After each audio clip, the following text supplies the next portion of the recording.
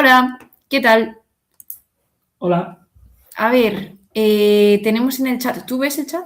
¿Se ve el chat? Sí, lo veo. Tú lo ves. Vale, pues tenemos en el chat a gente que está saludando, que se ve en blanco sobre color claro, genial. Y queremos que nos digáis si se nos oye igual, porfa, las personas del chat. ¿Se nos oye? Cristian, habla, a ver si se te oye más Hola, se como me a oye mí. bien. ¿Se nos oye al mismo volumen? Monitors. Dios, Monitors. se os escucha bien, nos dice... Ah, bueno, que tú ya lo ves. Entonces no hace falta que Yo te estoy en cuente el lo que chat. dice la gente. No, yo Vale, estoy aquí perdón. atento. Sí, o sea, ahora no te lo voy a contar, pero cuando estemos en directo, o sea, en plan, con el capítulo, sí que lo tengo que leer para Spotify. Claro. Vale. No La pienses gente que soy tonta. saber, sí. Bueno, pues venga, que estoy aquí con Cristian, luego te vuelvo a presentar, ¿vale? Pero bueno, que ahora te voy a presentar en modo publicidad porque Cristian Piné, que es mi compi del podcast de hoy, sale en la antología de Cátedra, de la editorial Cátedra, que han editado Álvaro López y Raúl Molina, que se titula Un estallido, antología de la poesía española entre el 2000 y el 2025. O sea, un lujo. Porque ya han entrevistado como algunos periódicos de renombre y ahora estás aquí. Así que pues estoy al nivel de la ABC casi. Al nivel de la ABC, sí, pero aquí se me va a escuchar más. La gente me va a poder escuchar más tiempo. Vas a poder decir lo que quieras lo que aquí. quiera, sí. Sin censura. Aquí no voy a hablar durante media hora y luego me vas a poner 2 minutos, ¿no? No. Vale. No. Entonces, va a ser un programa larguito. Entonces, de lujo. ¿Nos cuentas algo de tu poesía? Va a ser bueno, sí. ¿Cómo? ¿Que hable de la poesía? Sí, muy breve. Antes de que suenen los truenos. ¿De la poesía o de la antología? De tu poesía. Bueno, Cristian está en la antología. La antología está muy bien, pero bueno, tú... Es que breve sobre la antología y un poco menos breve sobre tu Tengo poesía. que hablar un poco bien de la antología para, vale. ¿no? para que sea bueno estar ahí, ¿no? Porque si no es como... Bueno, a ver, es la editorial Cátedra, ya claro, está. Da mucho miedo. ¿Qué se siente? Muchísimo miedo. Da un respeto espectacular. Sobre todo tú que eres filóloga, lo sabes bien. Sí. Cátedra yo creo que ha sido nuestra compañera en la sí. facultad.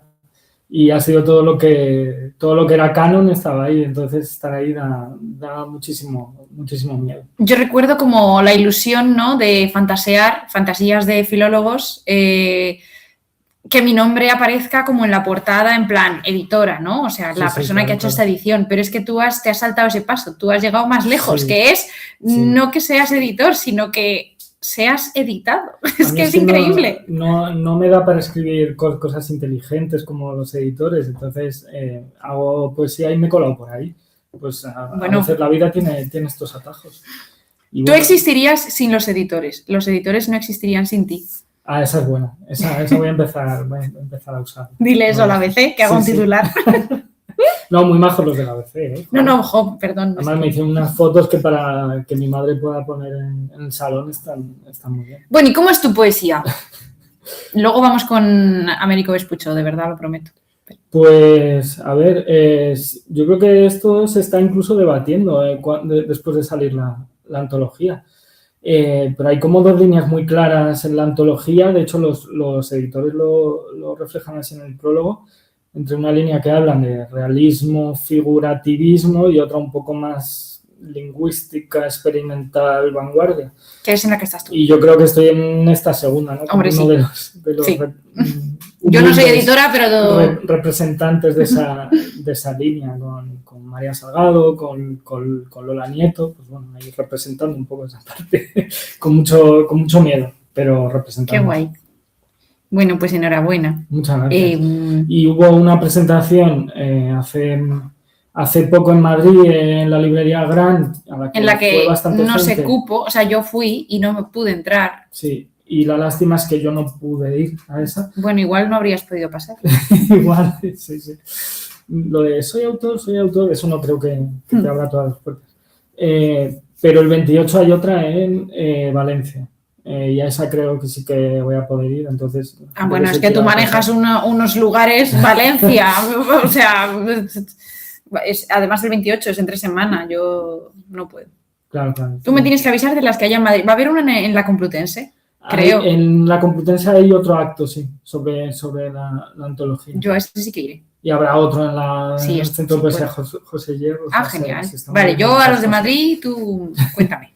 Y el Getafe más, hombre, que el Getafe es súper bonito. No he estado, creo. Bueno, venga, vamos a llover, que es un verbo impersonal, pero es muy bonito.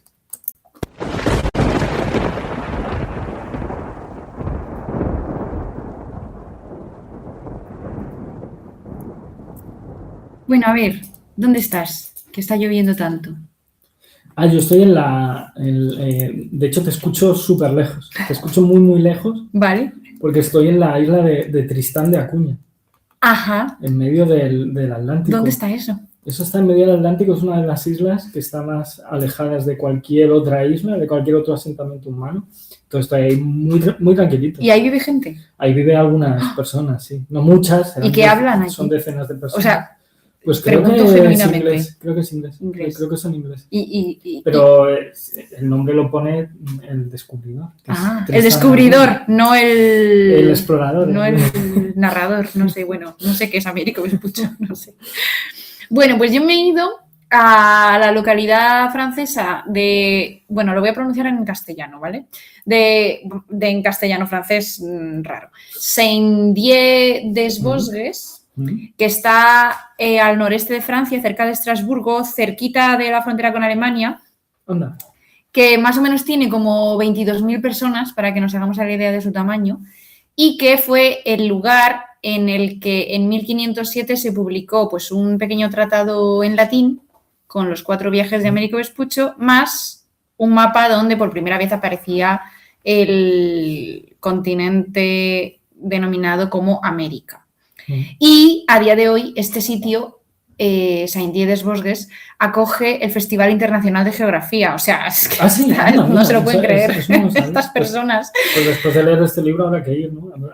A mí me han dado ganas. Están todavía, cada año dedican el festival como a un tema y te metes en su web, en la web del Festival Internacional de Geografía, y pone que el tema de 2026 que lo anunciarán pronto. En la primavera se va a anunciar, o sea que ya cualquier día lo anuncian. Estaré atento. Igual tiene algún ejemplar original del libro con el mapa. Del 500, pues, bueno, lo iba a decir después, pero ya lo digo ahora. Yo he visto que el libro no lo sé, pero el mapa, las copias del mapa se perdieron todas.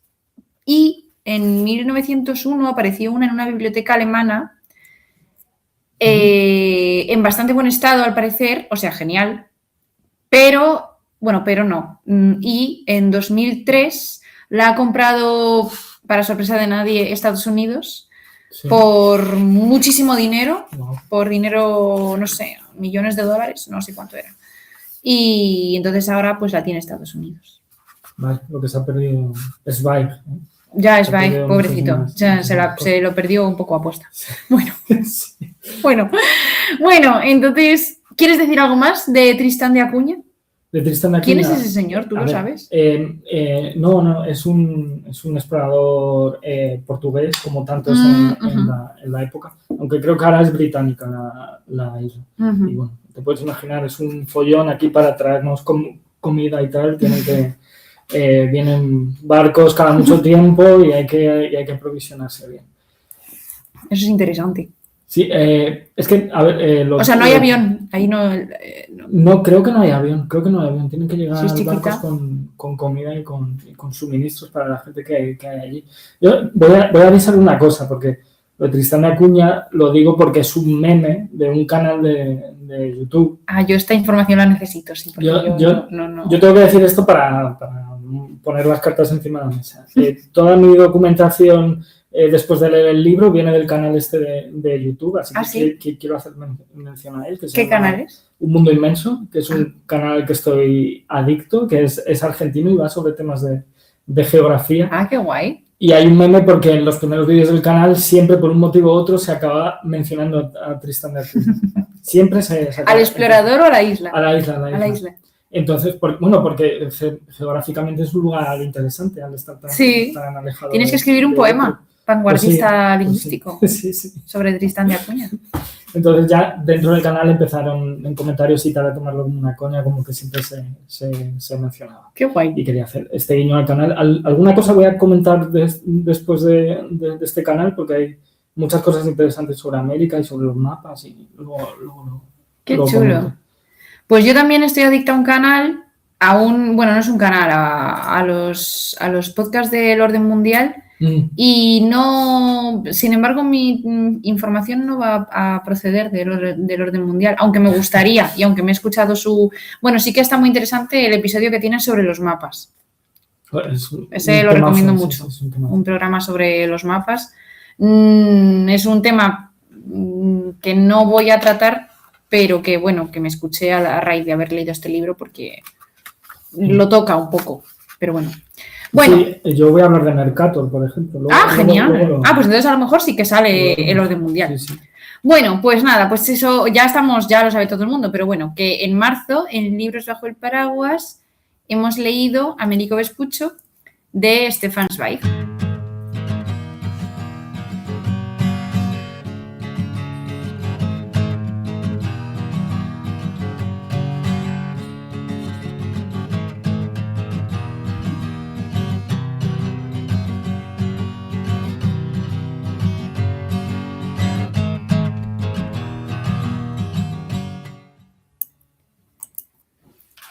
Stefan Zweig explora en este ensayo los indicios sobre Américo Vespuccio y los viajes que quizá realizó a América y hasta dónde llegaba verdaderamente su afán por conseguir la fama. Nacido en Florencia en 1454, Américo era el tercero de varios hermanos.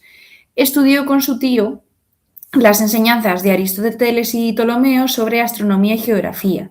Trabajó como agente comercial para los Medici y de esta manera llega a Sevilla alrededor de 1492. Allí comenzó a trabajar para Juan Otto Berardi, que colaboraba como inversor en los viajes de Colón. De esta forma fue como probablemente se conocerían Américo Vespuccio y Colón, que durante siglos la historia ha intentado presentar como rivales. Zweig cuenta, no obstante, que ni Colón ni su hijo desconfían de Vespuccio. Al revés, se refieren a él con aprecio. Pese a los supuestos textos en los que Vespuccio narra expediciones coexistentes en el tiempo con los viajes de Colón, dichos textos pueden, en primer lugar, contener mentiras y, en segundo lugar, ni siquiera ser realmente de Américo Vespuccio. La verdad es que su primer viaje lo realizó con la expedición de Alonso de Ojeda y llegaron a las costas de Venezuela. La construcción de su fama parece haber sido buscada entonces por los eruditos de Saint-Dié, que publicaron en 1507 una carta de Américo en la que hacía referencia a un viaje anterior, pero de la que Vespuccio no es el verdadero autor. Publicaron también el mapa en el que emplearon por primera vez el nombre de América. La autoridad de la propuesta se la ganaron con esos textos, supuestamente escritos por Vespuccio, en los que era él y no Colón el primero en pisar tierra firme en el continente. Se beneficiaban asimismo del Mundus Novus, una obra en latín que resumía una carta de Américo en la que relataba su viaje. Este texto había gozado de enorme éxito editorial, aunque muy oportunamente no se había traducido al castellano. Pronto surgieron quienes criticaron con rigor el mérito de Vespuccio, como hizo un escritor con tanto prestigio como Bartolomé de las Casas. Y luego escritores posteriores revisan textos y testimonios y así en el siglo XVII Vespuccio pasa a una segunda fila y vuelve a brillar el nombre de Cristóbal Colón. Ante el enigma de si Américo Vespuccio buscó interesadamente esta fama, solo se dejó hacer por otros o es inocente, Zweig presenta testimonios de Colón y de otros contemporáneos en los que se da cuenta de cómo valoraban a Américo Vespuccio como profesional, como trabajador, como amigo, y de que le concedieron la naturalización de ser castellano.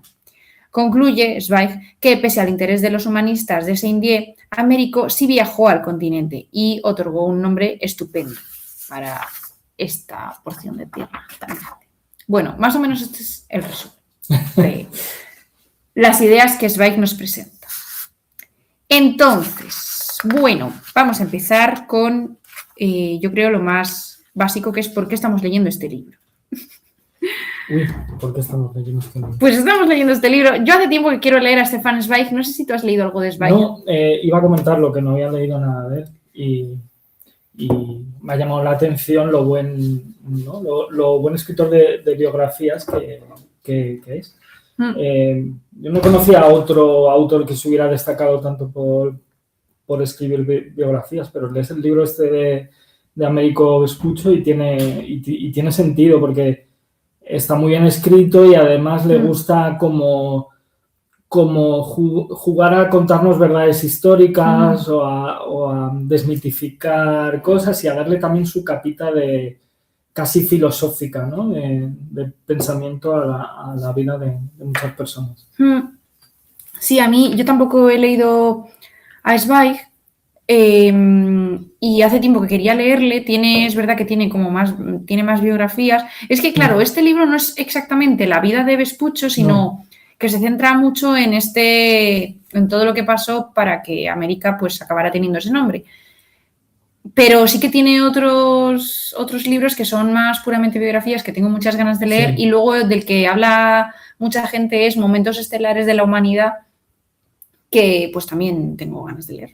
O sea, pero sí, a mí andaba detrás de Zweig y quería leer algún libro suyo, y como queríamos tratar el tema de los nombres, y como América también está muy de actualidad en general, pues juntando todo eso, pues salió este libro. Pero vamos, que quiero leer otros. Y yo me quedo con ganas de leer porque, bueno, tiene muchas biografías. Tiene una de María Antonieta, creo, de muchísima gente, pero hay una que por lo visto es muy complementaria a este libro, que es la de, por supuesto, la de Magallanes. Y por lo visto se autorreferencia a sí mismo en la de Magallanes varias veces a propósito del libro de Vespuccio. Qué guay. Nos dice infortunado señor Pil que su autobiografía, la de Zweig, El mundo de ayer, es muy valiosa. Yo he escuchado un podcast sobre Stefan Zweig que ya recomiendo a este hombre muchas veces, pero bueno, hay un autor de Blackie Books, Javier Peña, que tiene un podcast que se titula Grandes Infelices, que pues cada programa lo dedica a un escritor. Y bueno, son escritores que tuvieron vidas complicadas / desgraciadas. Y tiene uno de Zweig y está muy bien. Y con razón, sí, porque bueno, ya sabemos un poco la historia de su vida, ¿no? Que se tuvo que exiliar. Cuenta. Nada, pues él es austríaco y claro, le pilló justo en medio la guerra mundial y tuvo que exiliarse. Y lo curioso es que ya sabemos dónde acaba, ¿no? Se va a América y de hecho creo que muere en Brasil. Y bueno, que es una de las tierras que tocó Américo Vespuccio en uno de sus primeros viajes. Entonces es interesante. Se suicida en Brasil. Se suicida en Brasil con su mujer. Sí, con su mujer, con su segunda mujer, que era como muy jovencita. Sí. Vamos, no sé, la familia de la segunda mujer debería estar contenta. Sí, porque no creo que fuera idea de la muchacha. No sé por qué. ¿Tú crees? Yo creo que no fue idea de ella. Pero siguió la iniciativa. A mí me ha pasado leyendo el libro que, estaba encantada con, pues eso, lo que has dicho, que con cómo está escrito, a pesar de que es un ensayo, pues es algo muy ameno y es algo muy difícil de conseguir que sea ameno, porque al final te está presentando un rastro de fuentes textuales de qué dicen unos, qué dicen otros, y eso es difícil hacerlo de manera amena. Pero te lo vende muy bien porque está siempre como jugando con el misterio, el engaño. Sí, utiliza como un leitmotiv y lo va desarrollando y te va contando cosas. Y en esa línea me pasó con un libro precisamente también de acantilado que se titula La invención del norte, que el título me parecía fascinante y tenía muchas ganas de leerlo y me lo empecé, pero no me lo terminé. Uy, mala señal. O sea, ojalá, ya no sé ni cómo se llama el autor, pero ojalá el autor de La invención del norte escribiera como Stefan Zweig, porque tenía en sus manos un material muy potente, pero no lo presenta de manera amena, porque este libro, el de la invención del norte, o sea, lo traigo a colación porque me he acordado de él, porque he deseado que Stefan Zweig hubiera escrito la invención del norte, porque me habría encantado, seguro, si lo hubiera escrito Zweig. Pero como no lo escribió Zweig, pues es un compendio de referencias textuales que no te dice nada. Entonces eso me parece que es algo que tiene mucho mérito. Pero al mismo tiempo también me pasaba que me acordaba de mucha gente. Me acordaba también de Maggie O'Farrell, la autora esta irlandesa, que tiene textos.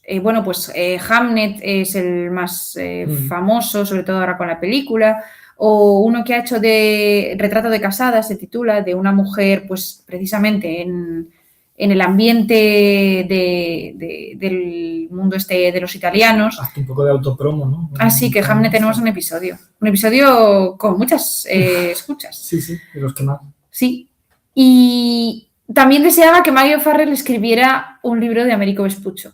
Como no es una mujer, a lo mejor no lo hace, pero aunque está muy bien lo que ha hecho Zweig, también me habría gustado como empaparme todavía más. Pero me parece una figura muy difícil, por lo que hemos leído. O sea, porque tienes que tomar muchas decisiones, ¿no? Si quieres hacer una historia sobre Vespuccio.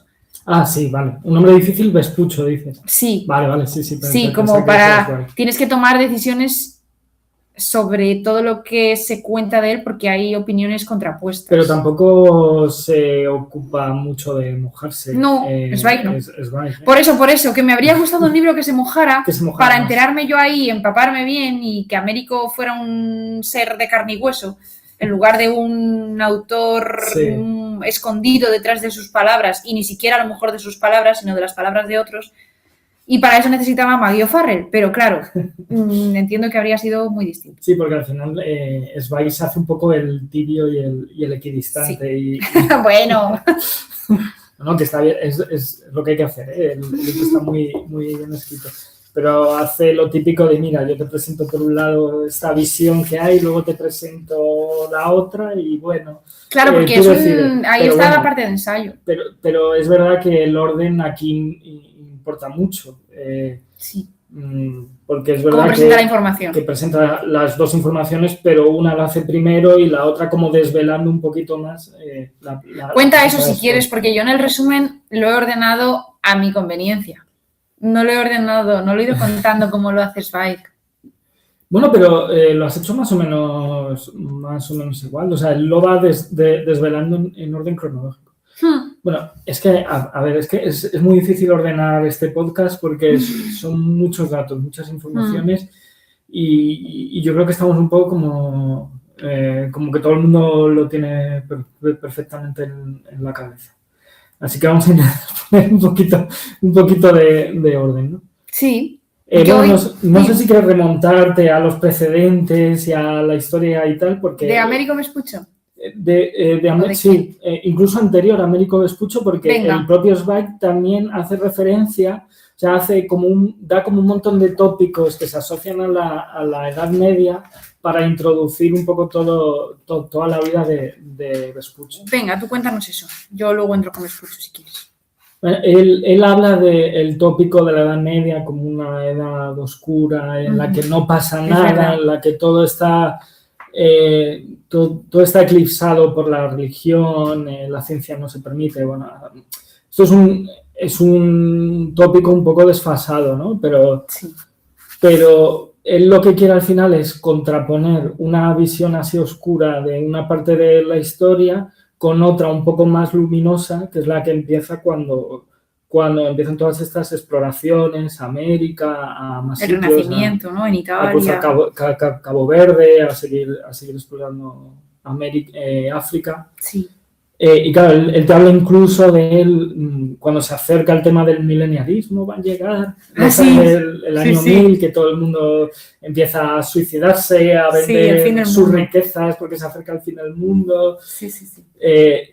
Y luego, pues, con estas cruzadas, esta nueva información, estos nuevos territorios, nuevas razas, nuevos minerales, nuevos materiales, pues como que en una época como de despertar, había muchas más cosas y tenemos que descubrirlas. Y eso lo usa Zweig para empezar a introducir un poco los viajes de Colón, los viajes de Vespuccio y ya te digo, aunque sean tópicos que ahora quedan un poco, pues, de una lectura un poco pobre, pues bueno, le sirven de contraste.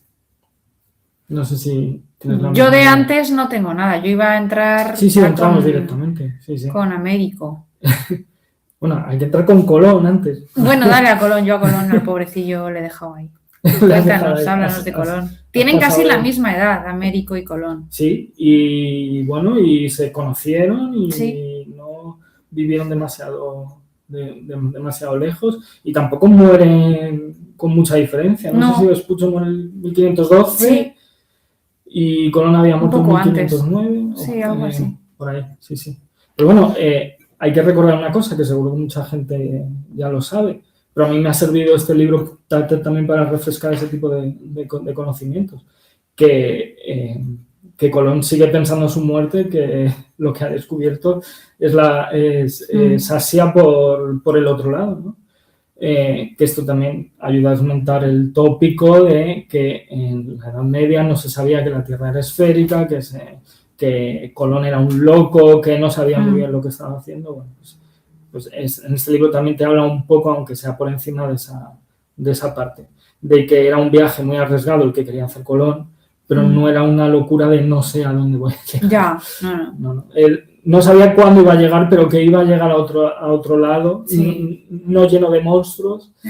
Eso sí lo sabía. Por cierto, los monstruos luego lo comentamos. Sí. Porque los mapas y los monstruos es también un tema muy Sí, eso es muy chulo. Entonces, bueno, después de los viajes de Colón, vienen unos viajes en los que ya va Américo Vespuccio y le mandan un poco como, por lo que yo me estaba informando, le mandan un poco como comerciante. O sea, no como una persona de mucho rango, sino como alguien especializado en el comercio. Aunque sí que tiene alguna noción él de cartografía, es capaz de guiarse por las estrellas y esos conocimientos sí los tiene. Pero en principio tampoco le mandan para eso.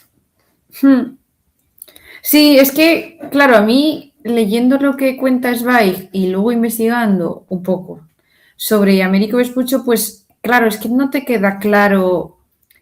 Bueno, es que no sé si has leído la introducción que hay en el libro de Acantilado, de este hombre, ¿cómo se llama? Felipe, el hombre que ha escrito la introducción de Acantilado.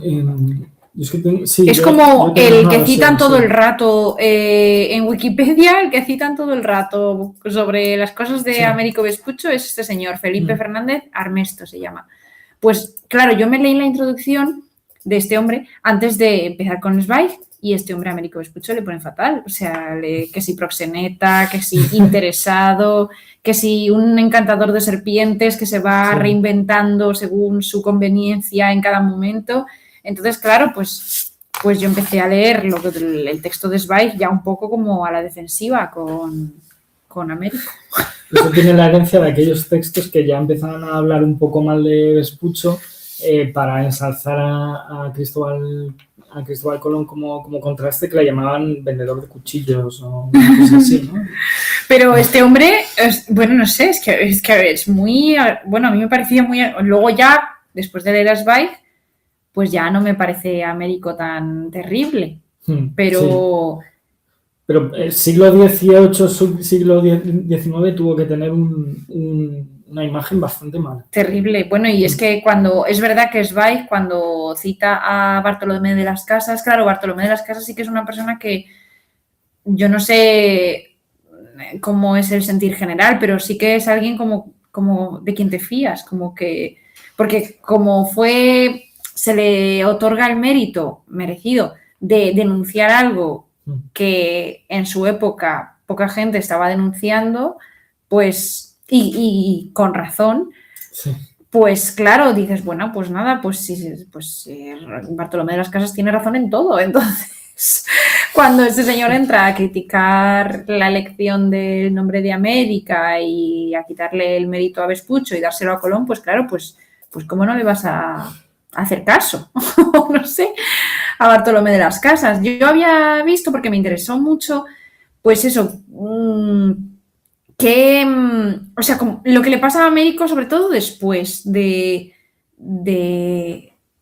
que se publique, de que Waldseemüller, el cartógrafo este de Saint-Dié-des-Vosges, Sí. publique el tratado y el mapa. ¿Qué pasa con Américo después? Y me interesaba también lo de la naturalización como castellano. Entonces estuve mirando un poco sobre eso, que bueno, que no, en fin, y vi que le dan un cargo que se denomina piloto mayor, pero no es que se lo den, es que lo crean para él, o sea, vamos, no sé si lo crean para él, pero es el primero en ostentarlo, entonces eso ya es interesante, es llamativo. Después de él lo tuvieron muchas otras personas, pero vaya, que es el primero en tener ese cargo que lo que hacía es que era un cargo como súper importante porque supervisaba los instrumentos de navegación, supervisaba qué tripulaciones partían hacia las Indias. Voy a llamarlas las Indias de momento, porque era como lo llamaban ellos. Hacia las Indias occidentales. Supervisaba eso, los capitanes, que con qué barcos, o sea, como que era el que daba el ok a las cosas más importantes de ponerse en marcha. Y también otra cosa que era importante era que se encargaba de actualizar un documento que llamaban el Padrón Real, que era el mapa que debían utilizar todos los barcos que partían hacia el nuevo continente, que se mantenía en alto secreto para que otras naciones, por ejemplo Portugal, no se aprovecharan de estos conocimientos. Entonces, jope, me parece como un cargo muy importante. Y no sé si sabes lo que pasó con ese cargo y ese padrón. No, cuenta. Le condenaron un poco antes de su muerte. ¿A quién? A Américo. Vespucho, no sé si fue una multa o algo más serio, pero le condenaron por vender ilegalmente el padrón este. ¿A quién? No lo sé. A portugueses. No he llegado a tanto, o a italianos. Pero estuvo condenado. Qué fuerte. Porque también se cuenta que, porque él hizo uno de los viajes que hizo, ¿no? Fue bajo financiación portuguesa. El primero fue castellana y los 3 siguientes fueron bajo dominio portugués. Pero se dice en algunos sitios que los que hizo con Portugal eran en realidad también para la corona española. Sí, que era una especie de espía para luego pasar la información. Increíble, no sé. Entonces a mí, yo deseaba, cuando veía todas estas cosas, yo no sé por qué, bueno, sí sé por qué, una serie maravillosa que había que se titulaba El Ministerio del Tiempo. Yo creo que a esta serie le faltó hacer un capítulo sobre Américo Vespucho. Creo que no lo hicieron porque era un follón. Porque a lo mejor se metieron a mirar todo esto y dijeron ¡buf! ¡Qué horror! Sí. Es difícil de entender, como decíamos antes, y de hilar. A veces me daban ganas de que existieran 2 personas con el mismo nombre. Ya que trata tanto de nombres el tema, pues que hubiera 2 y que hubieran coincidido en su nombre. Y que entonces estemos todos como locos aquí desquiciándonos y que en realidad es una solución muy sencilla, que es que había 2 personas. O que hubiera tenido un hijo como Colón. También, sí. Pero, por lo que se sabe, no tuvo hijos. Américo se casó con una mujer como ya mayor, ¿no? Y bueno, yo he leído por ahí que a lo mejor tenía un hijo ilegítimo. Sí, eso. Una hija. Eso lo dejan caer en varios sitios. Pero bueno. Claro, como no se sabe. Ya. Sobre lo que hablábamos antes de la imagen que tiene Américo Vespucho en el siglo XVIII, siglo XIX, hay un momento en el que Zweig cita a Ralph Waldo Emerson, ¿vale? Que dice esto: es extraño que la ancha América lleve el nombre de un ladrón, Américo Vespucho, vendedor de pepinillos en Sevilla. Me encanta lo de vendedor de pepinillos. Eso lo dice Emerson, ¿no? Sí. Cuyo rango naval más alto fue el de ayudante de contramaestre en una expedición que nunca zarpó. Consiguió en este mentiroso mundo suplantar a Colón y bautizar la mitad de la tierra con su poco honesto nombre. Ya, pobre, a mí me daba, luego ya al final me daba como pena, como este señor no parece un mal tipo, Sí. Vespucho no parece un mal tipo. No, el siglo XIX fue salvaje, por lo que más claro. Yo entiendo que en esa época ya habría mucho, estamos ya en una época casi de los nacionalismos. Ya. Y habría como revisión de los nombres de los continentes, de los países y tal, y claro, se levantaría todo esto. Yo también he buscado menciones a Américo y claro, el nombre ya es en sí mismo, el nombre del hombre, de la persona, es en sí mismo problemático porque lo que hace el cartógrafo Waldseemüller es latinizarlo, entonces pues de Americus, Américo, América, pero él se llamaba Américo con G. Entonces, o sea, que en su casa le llamaban Américo. De hecho, creo que en una carta que se edita del anterior le llamaban Albérico. Sí. Le llamaban Albérico, entonces sí, qué bonito. A mí me hace mucha gracia pensar que América hoy en día pudiera ser Albérico.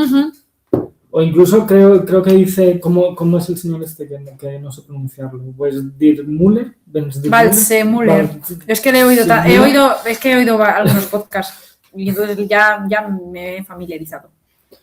Pues él sugiere también el nombre de Américo. Lo que pasa que, como dice Zweig, creo, en el libro, se queda América porque todos los continentes parece como que están en femenino. A mí eso me parece precioso. Europa sí que lo está en femenino, Oceanía, bueno, una casualidad, ¿no? Pero y Asia, a mí eso me parece... A mí me parece que aparece el toque del escritor, ¿no?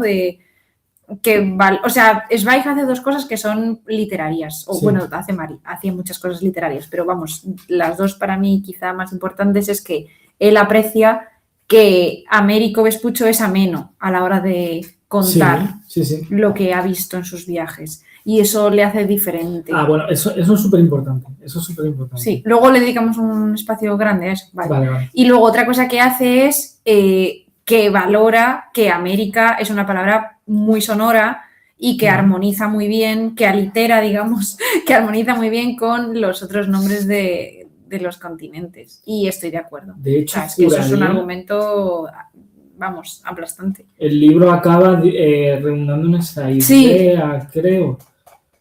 Sí, yo creo que sí. Sí, mira, es que es maravilloso. La palabra que un azar ciego gustó de imaginar caprichosamente, esa palabra sonora y vibrante, América. O sea, qué forma de acabar el relato. Muy bien. A mí eso, poner en valor eso me gusta un montón. Sí. Lo que pasa es que estamos contando la mala imagen que tiene, pero todavía no hemos contado por qué tiene esa...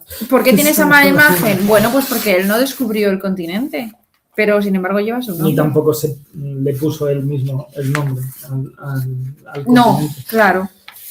¿De dónde viene esto? Pues lo estábamos comentando un poco por encima. Sí. A ver, por seguir intentando poner un poco de orden. Tenemos primero unas cartas que escribe Vespuccio a un Medici. A un Medici, sí. A un Medici simplemente para, como se hacía en la época, para contar lo que había visto y hablar con una autoridad de los descubrimientos que va haciendo. Digamos, la persona que le paga, o que le había pagado. Claro, eso es. Un poco como si fuera su jefe. Sí. Entonces, esas cartas se empiezan, digamos, a editar. Y hay una obra que es el Mundus Novus, que es el que hace como una especie de compendio de estas cartas. Por lo visto, le añade un poquito de literatura y una cosa muy importante que no sé si has dicho antes, creo que sí, el tema de que las traducen al latín. Sí. Y esto... He dicho que no las traducen al castellano. Eso, que no las traducen al castellano, tampoco las editan directamente en italiano o en portugués, sino que las ponen en latín y eso hace que entre la gente culta de la época que sabía hablar latín, se desperdigase por toda Europa estas cartas. Esto es como cuando un grupo español decide hacer canciones en inglés porque piensa que así va a tener más tirón. Pues en este caso, el latín, que era el inglés de la época, pues es verdad que sirvió para que estas cartas fueran un bestseller. Porque lo que cuenta Zweig también es que en esta época la gente estaba deseosa de leer crónicas de viajes. Y claro, aquí me pongo en la época y llevo un poco lo que pasa hoy en día. Yo imagino que las cosas cuanto más fantasiosas, más exageradas, más correrían por ahí, ¿no? Entonces, por lo que dice Zweig, hubo alguna injerencia editorial en estas cartas para hacer las cosas un poquito más interesantes. Claro, porque cuando tú escribes, que esto pasaba mucho con las crónicas, hay varios textos relacionados con las Indias occidentales que están escritos en forma de carta, pero la intención del autor se sabe y es evidente que no era la de una carta privada, sino que esa persona, no es el caso, no tiene por qué ser el caso de Américo, puede ser el caso de los editores de Américo. Sí. Sabían que esa carta no la iba a leer solamente su destinatario, sino que el objetivo era que la leyera más gente y por tanto pues había mucho de adorno también, ¿no? Estas cartas en las que él habla del canibalismo, habla del paraíso en términos de la abundancia de comida, de la gente allí desnuda, de la sexualidad que se te ofrecen allí las mujeres tranquilamente. A ver, es que esto es interesante porque por lo visto se creía, o sea, como creencia religiosa, se creía que el paraíso seguía existiendo en la tierra, ¿no? Entonces había como una carrera por encontrar el jardín del Edén dentro de la tierra. Y es verdad que Vespuccio relata alguna zona de las que descubre como una cosa súper florida, donde los frutos se caen solos en tu mano y tal. Y claro, esto jugaba mucho con la fantasía de la época de la gente de haber reencontrado el paraíso. Sí, claro, también Zweig, creo que es Zweig, ¿no? Presenta como la idea que había de la fama y de la gloria. Que como que eso también era importante en el momento, también lo fue durante los siglos siguientes, y cómo, esta es la parte como negativa, ¿no? Cómo podían perseguirlo con las trampas que hubiera que hacer para tenerlo. Entonces, claro, presentar tus hallazgos de una manera pues tan sensacionalista, pues contribuye, ¿no? Lo que pasa es que luego, viendo otras cosas de Vespuccio, pues no te da la sensación, ¿no? De que fuera tan... No. Yo creo que aquí hay rastrero, mucha mano de la gente que lo editaba. Sí, yo también pienso eso, sí. Y de hecho es lo que deja caer Zweig muchas veces. Sí. Que todo esto se debe a injerencias editoriales de la gente que lo edita. Y luego vienen otras cartas, los 4 viajes que se editan en Florencia, y luego llegamos a el famoso libro que es el causante de todo el lío del nombre, que es este de Waldseemüller, de 1507, que es el Cosmografía e Introductio, aunque tiene un nombre más largo. Que es el que ya se atreve a poner una palabra al continente. De hecho, creo que tengo aquí la cita. No veo por qué alguien debería prohibir que se llamase América de Americus, su descubridor, un hombre de sagaz ingenio. Claro, esto también lo comenta Zweig. O sea, hacen un poco también la comparativa con Colón, en el sentido de que Américo Vespuccio era un hombre culto. Un hombre que dominaba muchas artes humanísticas y también científicas, y que sabía escribir en latín. Y Colón, digamos que no llegaba a ese nivel, ¿no? A ese nivel que los eruditos de la época y los humanistas de la época le daban valor. Entonces, que claro, todo esto llega a manos de lo que decías tú, la academia esta de Saint-Dié.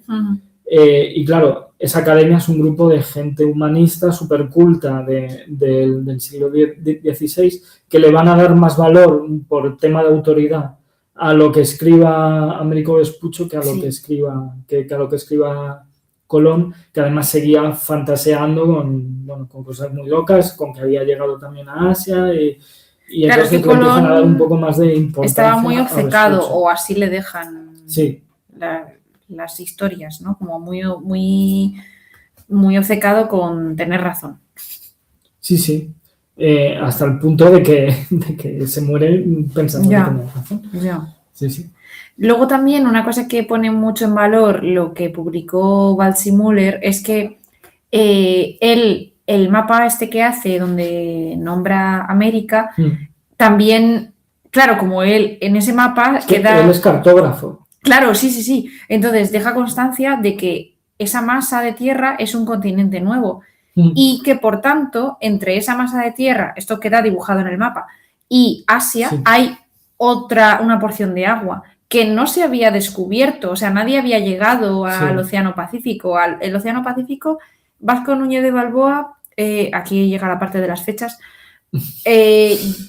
pasa el Istmo de Panamá y llega y ve el Océano Pacífico por primera vez en 1513. Y luego Magallanes navega hacia el sur y lo pasa lo que luego se llamará el Estrecho de Magallanes en 1520. Pero es que antes de 1520 y antes de 1513, en el 7, que es cuando Waldseemüller publica todo esto, ya Waldseemüller adelanta que hay agua entre la nueva masa de tierra descubierta y Asia, que era a lo que se suponía que iban a llegar.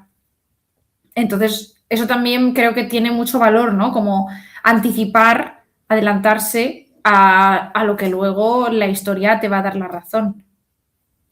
Sí, es que creo que en esa época, con motivo de estos viajes, se empieza como a recalcular lo que mide la esfera de la Tierra. Entonces, igual de ahí vienen todas estas suposiciones de que detrás de eso hay otro mar.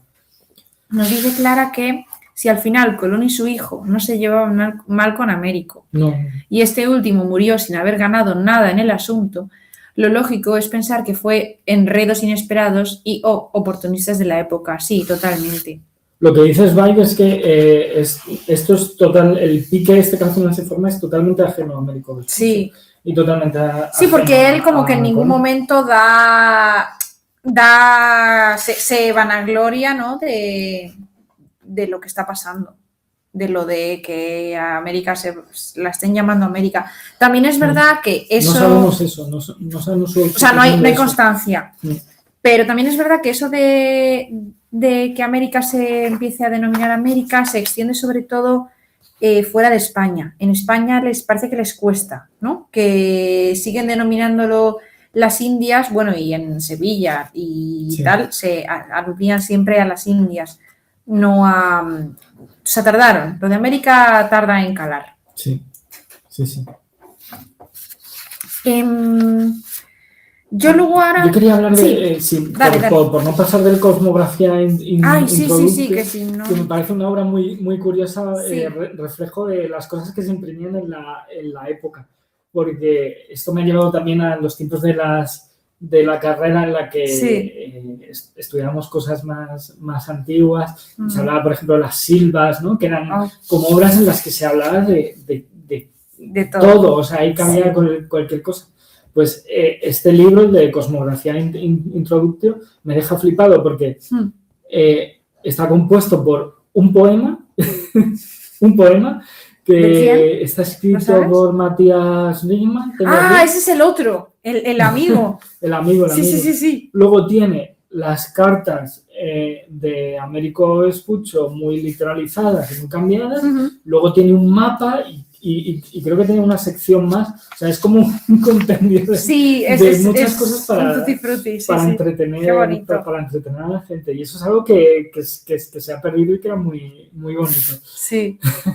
Lo de meter lo de mezclar, ahora que se habla tanto de la hibridez y qué modernos somos, porque hibridamos géneros y tal, joder, pues mira, esto es un ejemplo de algo que se hacía hace mucho tiempo. Sí, total. Yo también investigando un poco para hacer el programa, he visto que los puzzles surgen de los mapas y del afán porque la gente aprenda geografía. Entonces, que una manera es romper un mapa y que lo tengas que montar, ¿no?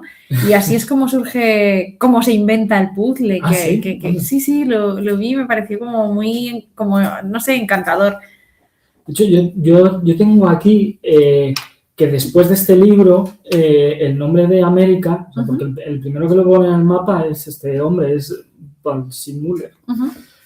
Pero después hay otros mapas que siguen poniendo el nombre de América. Y hay un señor que yo no conocía, que se llama Schoner, Johannes Schoner, que se dedicaba a hacer globos terráqueos y por lo visto en 1515 empezó a hacer globos terráqueos donde se podía leer América. Qué guay. Que me ha recordado lo que has dicho del puzzle.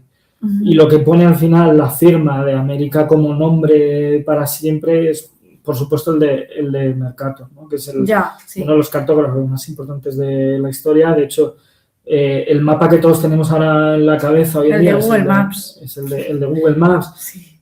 El que deforma tanto el tamaño de los continentes por los polos es la proyección de Mercator. Sí, ahí es donde digo que el orden mundial tiene un programa sobre los mapas muy recomendable, donde te hablan de diferentes perspectivas a la hora de abordar un mapa. Y una cosa que cuentan es que Donald Trump está muy emocionado con Groenlandia porque en la proyección de Mercator Groenlandia es muy grande. Pero Groenlandia realmente no es tan grande. Lo que pasa es que si tú la ves en Google Maps, o sea, en Mercator, pues claro, parece una cosa gigantesca, pero es que hay que pensar que hacia arriba de la esfera, donde está Groenlandia, las dimensiones se hacen más chiquitas. Entonces, pues bueno, alguien le debería decir a Donald Trump que se informara un poco. No quería acabar el podcast sin recomendar una página que se llama True Size. True Size. Qué guay. Donde ahí puedes arrastrar países a lo largo del globo para ponerlo al lado de otro y ver en realidad cuánto se diferencian en tamaño. Pues @ Donald Trump, que lo haga con Groenlandia, a ver si a lo mejor ya pierde el interés. Porque está muy interesante. Nos deja tranquilos. Coges, por ejemplo, Chile y lo arrastras a Europa y ves todo el... Ya, es verdad que Chile además, como es tan alargadito, puede ser difícil hacerse a la idea. Sí, y con Groenlandia pasa, con Oceanía pasa. Oceanía no es tan grande como parece en el mapa.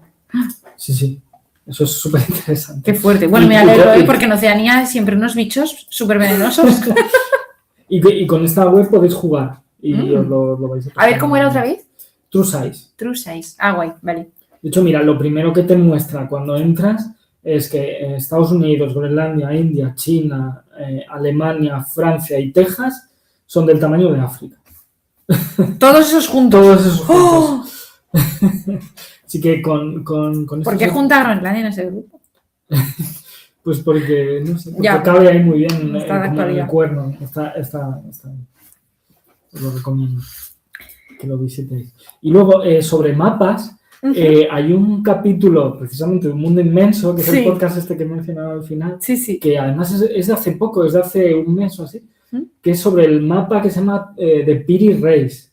Que Piri Reis fue un marino turco, bueno, otomano en la época. Qué interesante. Que, a ver si tengo por aquí el año. En 1513, un año después de que se muriera Vespucci. Exacto. Y 4 años o así después de que se muriera Colón.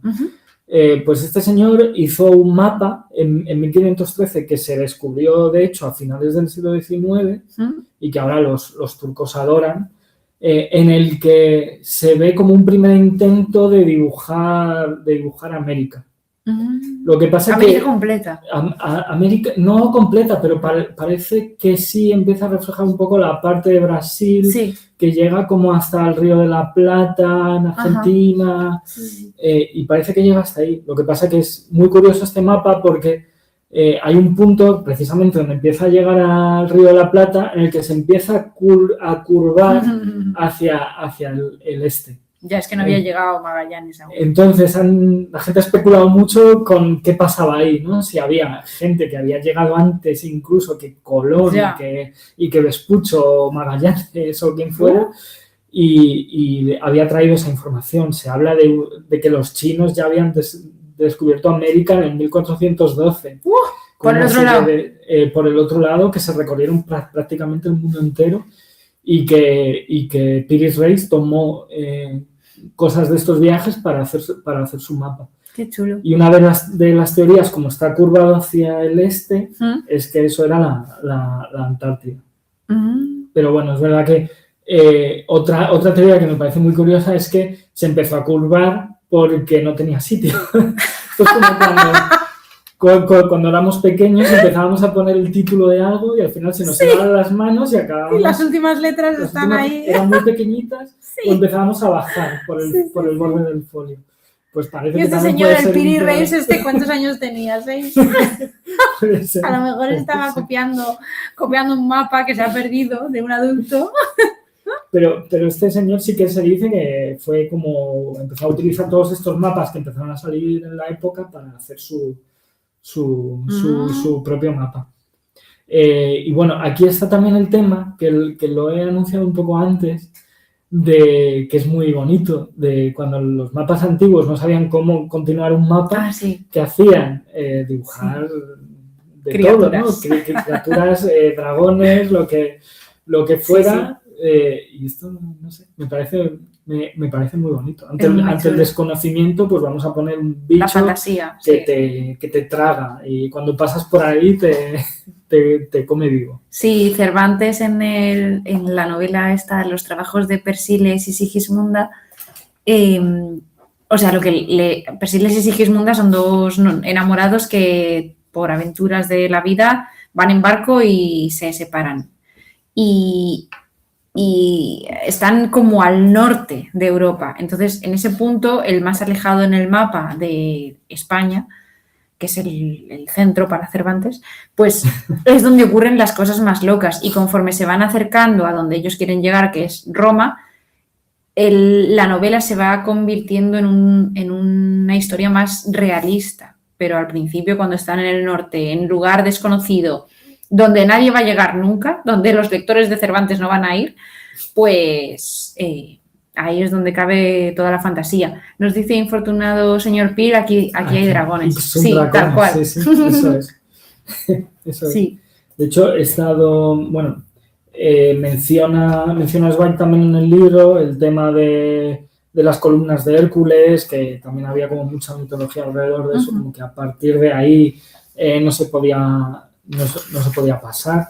De hecho, he leído también alguna creencia así muy mitológica de que si llegabas al Ecuador tenían la idea de que se iban a chicharrar.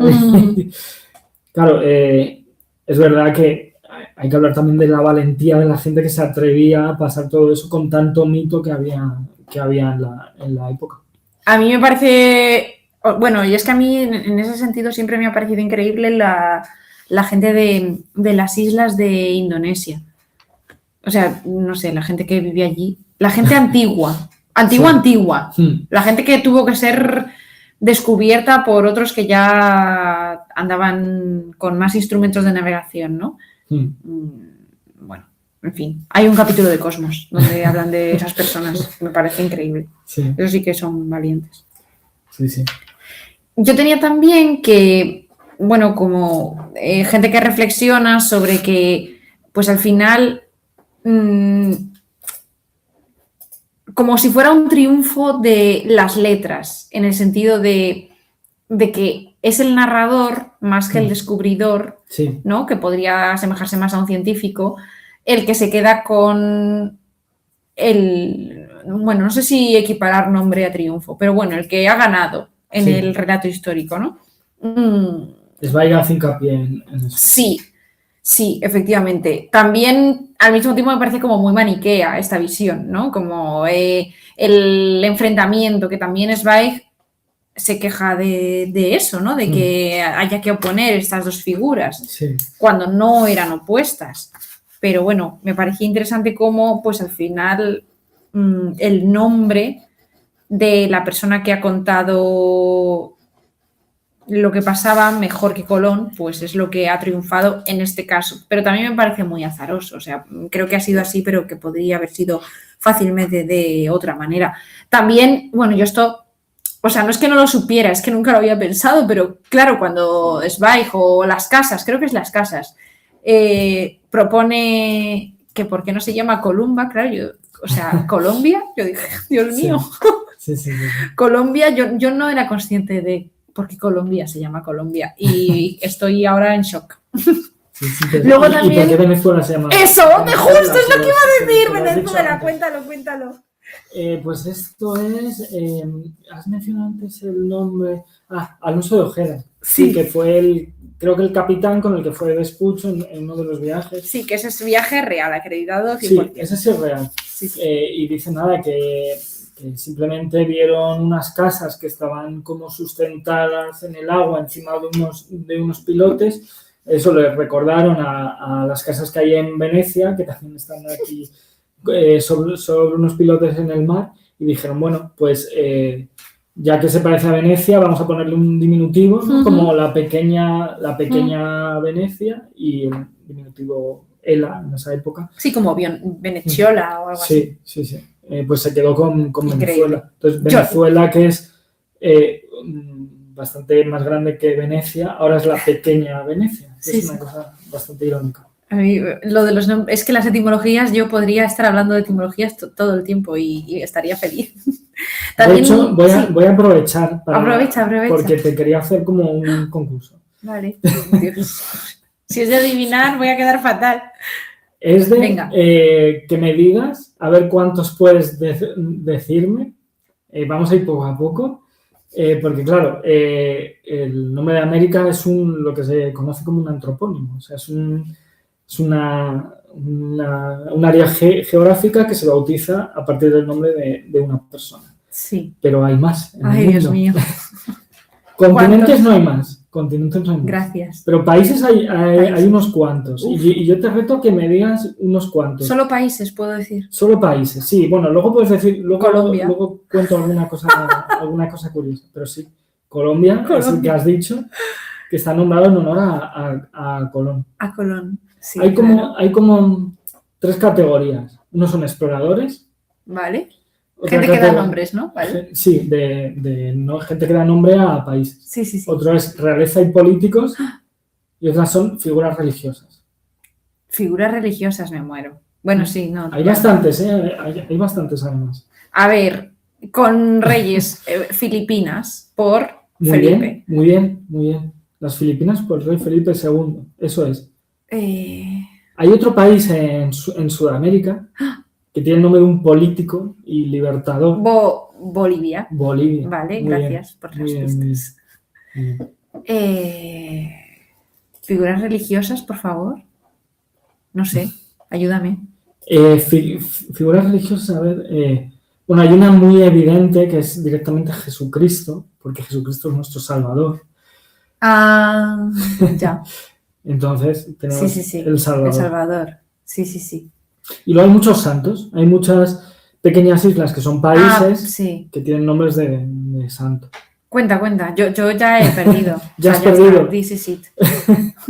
Pues tenemos a San Cristóbal y Nieves. Ajá, ¿dónde está eso? Eso creo que es una isla del Caribe. Ok. Creo que todas estas son islas del Caribe. Ya, bueno, es que allí llegaba la gente. Yo he visto que llegaban y ponían el nombre o tenían varias opciones. Eso. Una, el nombre de la santidad que cuadrara con el día y tal. Y luego otra, el mes. Por eso Río de Janeiro, Janeiro es enero. Dijeron, ala, Sí, y pa'lante. Luego tenemos Santa Lucía, San Vicente y las Granadinas.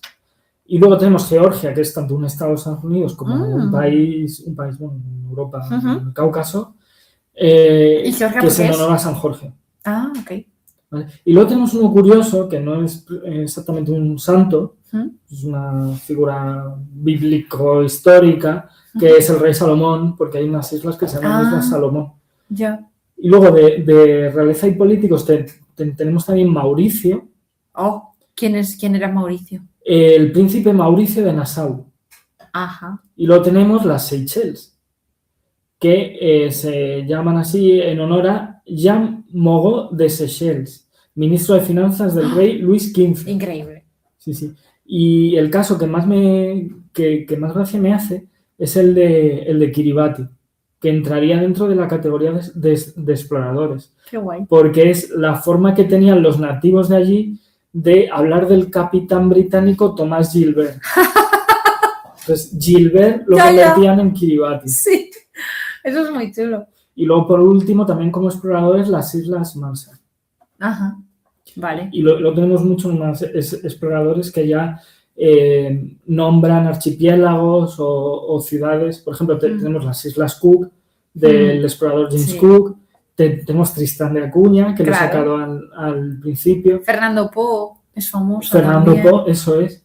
Las Islas Bermudas de Juan Bermúdez. Las Islas Marianas en honor a la reina Mariana de Austria. Aquí tengo recopiladas muchas. Yo una cosa que no sabía... Cristiania en Copenhague. ¿Ah, sí? ¿Eso es una ciudad? No, es como un distrito donde no pagan impuestos y hay drogas sí, sitio. Sí, es verdad. He visto un vídeo hace poco. Sí. Y el estrecho de Bering que yo no sabía que venía de un explorador también, que es Vitus Bering, que tampoco lo sabía. ¿Y sabes de dónde era? No lo sé. Danés. Es danés. Interesante. Bueno, luego más cosas de Santos, San Francisco, por supuesto, San Francisco. ¿Y Luisiana? Luisiana suena a Luis. Suena a Luis, sí. No sé qué es Luis, pero vamos. Seguro. Sí, mira, en honor al rey Luis XIV de Francia. Ajá.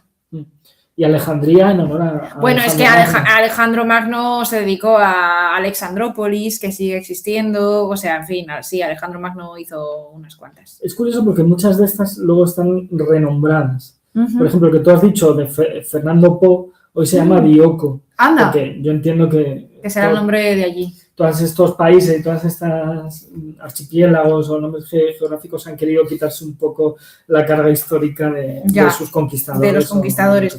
A mí esto me parece muy interesante porque, claro, el nombre de América, o sea, pensando en lo que decía Saussure, Ferdinand de Saussure, de que la arbitrariedad del signo, es que América es un nombre como muy azaroso, ¿no? No describe nada del continente, no es algo indígena, no es algo que tenga nada que ver con la geografía. O sea, en fin, es muy absurdo. Y yo me acordaba que hubo hace unos años, no sé cómo irán con el tema, pero que la India, el país, propuso o reivindicó que querían pasar a llamarse Bharat. Sí. Y a mí en su momento pensé, bueno, pues una cosa exótica de esta gente. Pero los libros sagrados de la India que se llaman el Mahabharata, pues claro, es que ahí en el título está lo de Bharat, o sea, que este nombre es importante. Entonces, como que Occidente ha nombrado casi todo en el mundo y bueno, pues a lo mejor pues tienen razón.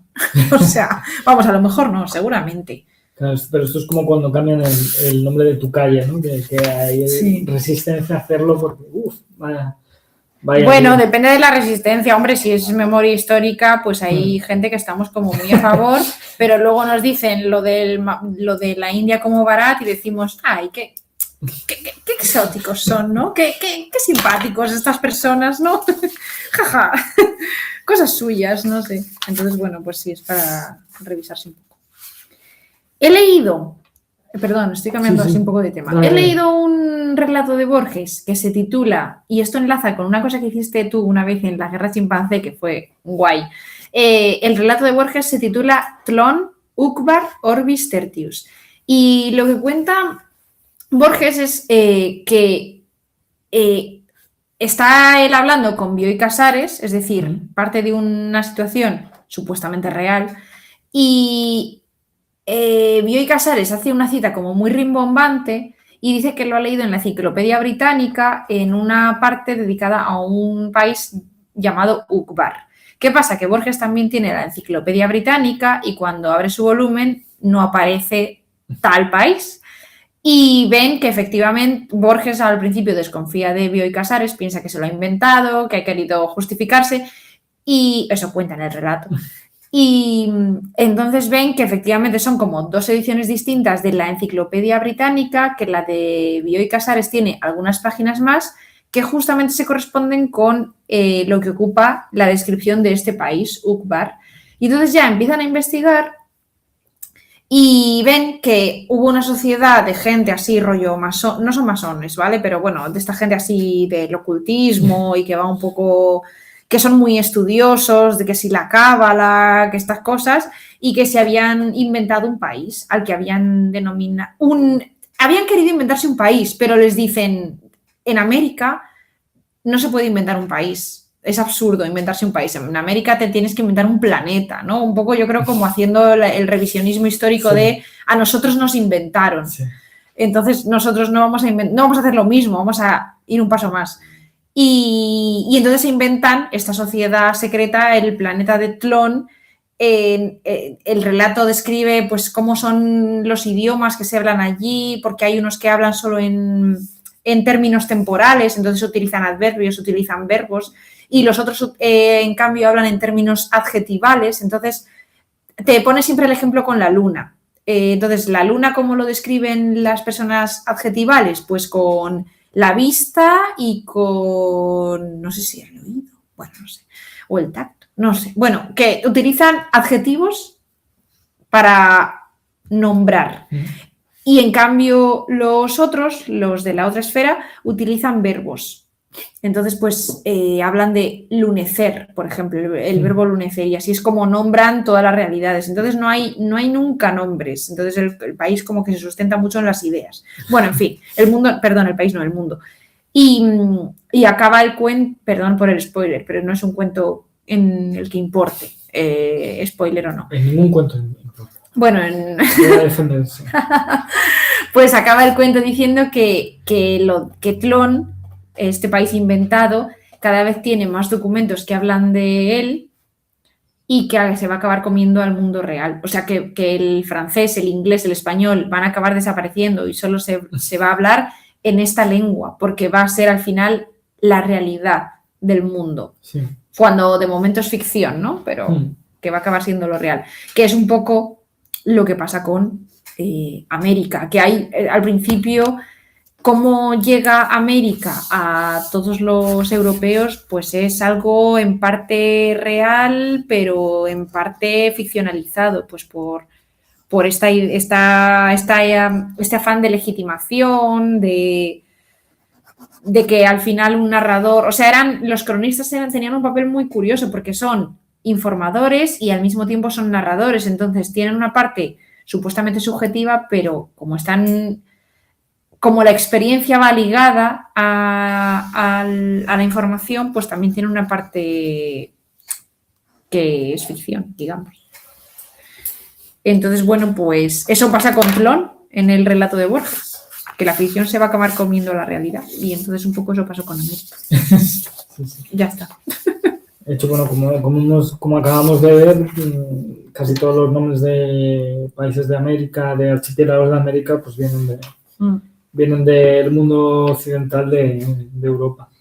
Y los nombres que han tenido un poco más en cuenta la visión indígena de allí, pues son un poquito más recientes. Sí. Al hilo de los nombres, yo estoy investigando como en el presente qué ocurre con los nombres y he visto que hay una organización de la ONU lo he visto también, para los nombres geográficos que se reúnen y, bueno, hablan de estas cosas y que a lo largo de la historia, desde que se creó la ONU, han ido pasando por distintos problemas que abordar. He visto que, para contarle a la gente que nos escucha, pues que se intentó hacer una homologación, había que decidir en qué alfabeto se hacía, se propuso homologar en torno a símbolos, por ejemplo. Claro, esto es muy importante, por ejemplo, para correos, para enviar cartas, que a lo mejor antes tú no necesitabas enviar una carta a Estados Unidos, pero ahora quizás sí, o a China, o desde China.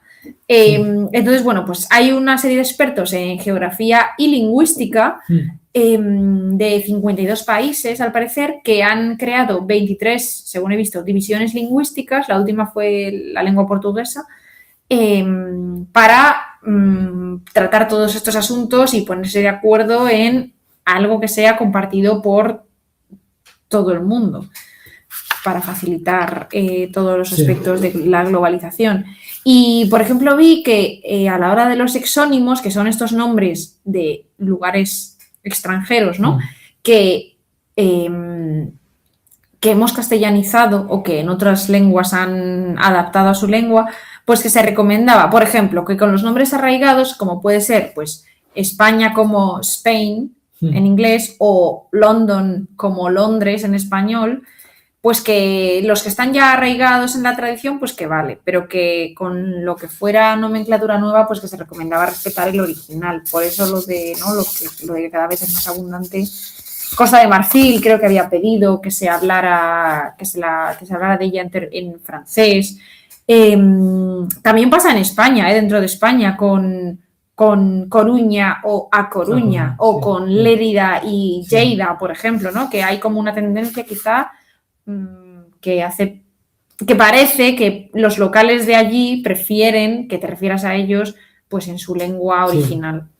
Sí, sí. Y la UNESCO ha dicho que los nombres geográficos son un patrimonio cultural inmaterial, que eso tiene importancia, pues por eso, porque contribuyen a crear la identidad de las personas que viven allí, o sea, como que tiene importancia en términos, no sé si llamarlo, bueno, geopolíticos, quizá. Y luego está todo el asunto de Trump, con el Golfo de México, que este señor, no porque sea tonto, sino porque le interesa, ha Golfo renombrado América, ¿no? como Que Golfo de nombraba. América, y lo que hace Google Maps, que también depende de tu Eso es versión. muy interesante. Sí, cuenta si quieres. No iba a hablar de los nombres, pero sí iba a hablar por ejemplo, de los límites geográficos, que dependiendo de desde qué país consultes Google Maps, te pone unos límites geográficos u otros. Y llama de una manera las cosas o de otra. Y llama las cosas de las una Islas manera Malvinas distinta. Sí, para Argentina, sí, las Islas eso Falkland para los ingleses, Eso es. o sea, es muy fuerte, sí. De hecho, lo acabo de recuperar porque me sonaba haberlo visto documentándome para este libro Bajo el Paraguas, que hay una propuesta de nombre para América, que es Abya-Yala. ¿What? Yala, que se propuso en el 77 por el Consejo Mundial En 1900. de Pueblos Indígenas. Sí, en 1977. Wow. Y que no sé si se pronuncia Abya-Yala o Abya-Yala, pero bueno, que es el nombre en una lengua indígena, en idioma guna, para América. Pero bueno, es lo que decimos, está muy, muy implantado. ¿Y esta gente, estas personas, de dónde son? No lo sé. Si ¿La lengua guna esta? El idioma guna de Panamá y Colombia. Wow. Y es como ellos denominaban como a su territorio, a la masa de... Sí, hay más, o sea, claro, ellos, por lo que estoy viendo aquí, nombraban así a su territorio conocido, ¿no? Todo lo que habían podido llegar a ver. Pero había otras formas de pues había Yala, o como sea, no concuerda mal tampoco con Asia, África, Oceanía. Sí, es un poco la misma sonoridad. Sí, que es lo que decía Stefan Zweig. Puf. Sí, nos hemos metido en el lío. Hay que llamar a Donald Trump. No sé por qué no le hemos invitado a este programa. Bueno, pues, ¿quieres contar algo más? No sé, ¿Te queda algo se más? ha quedado algo en el tintero. Yo no tengo nada más. Yo me he quedado con muchas ganas de mencionar cosas del propio Zweig que estaban muy bien escritas, pero, dale. en realidad no poner en valor a este hombre, entonces... que nos lo ha contado muy bien. Sí, yo estaba encantada leyéndolo, no me aburría, no es como cuando estás haciendo una investigación y lees en diagonal, porque, o sea, aparte de no leérmelo en diagonal porque tenía que hacer el programa, creo que no, o sea, el libro no te atrapa, no vas solo a la información, vas a que te cuenten esa información. Sí, y además se lee muy rápido, o sea que no voy a leer nada porque ya hemos tocado un poco todo.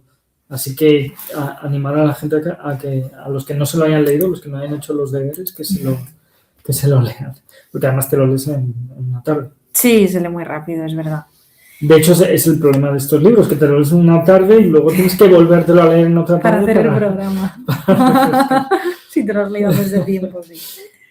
Bueno, pues si alguien del chat quiere decir algo, adelante. Si no, cuéntanos el poema. Mira, una casualidad bastante bonita. Hay un poema de José Hierro en Cuaderno de Nueva York que no tiene título, pero empieza llamándose Un continente olvidado. Y a mí me ha gustado cuando he encontrado este poema en mi biblioteca, me gustaba imaginarme a Colón en sus últimos días, triste porque no había demostrado lo que él quería demostrar, escribiendo esto. Vale. Entonces, si te parece, venga. Y acabamos. Pues lo de José Hierro. Un continente olvidado, madera de la penumbra. Tengo que restituirlo a la luz que fue su cuna. Ya no recuerdo cómo era, de qué sustancia de luna. No volví al reino perdido y no podré volver nunca. Me sumo en la mar, rescato ráfagas de criaturas, ráfagas de son humano, criaturas de la lluvia, ráfagas resucitadas, infantilmente nocturnas, ráfagas, ráfagas, ráfagas, talladas en sombra pura.